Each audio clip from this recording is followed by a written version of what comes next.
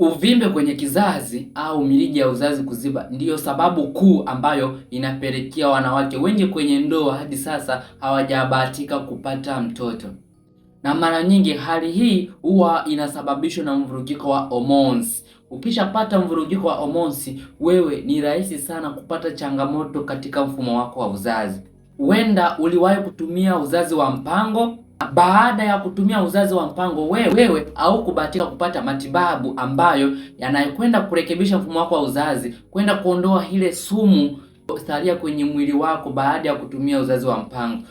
Ndio maana imekusababishia mirija ya uzazi kuziba, imekusababishia uvimbe kwenye mayai, imekusababishia kupitia dalili zote za ujauzito. Ukienda kupima unaambiwa hauna ujauzito. Sio hivyo tu, na vile vile imekuwa rahisi sana wewe kupata changamoto ya PID.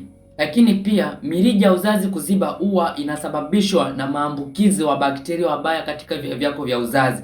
Wale bakteria wakikushambulia kwa muda mrefu, wanaenda kukusababishia kutokwa na uchafu, na ule uchafu ukiwa unatoka, wewe ni rahisi sana mirija ya uzazi kuziba. Kwa maana hiyo, hali hii inakusababishia wewe kushindwa kubeba ujauzito. Na mimi ni Kennedy na Uzazi, nimeweza kusaidia wanawake wengi sana ambao walikuwa wanapitia changamoto hii. Wengine wapo USA, wapo Oman, wapo Kongo, wapo Kenya, pamoja na hapa Tanzania. Kama ni unapitia changamoto hii, ni vema tukawasiliana. Usisahau kucomment, kufollow, kulike, iwafikie wengi zaidi, tuendelee kujifunza zaidi.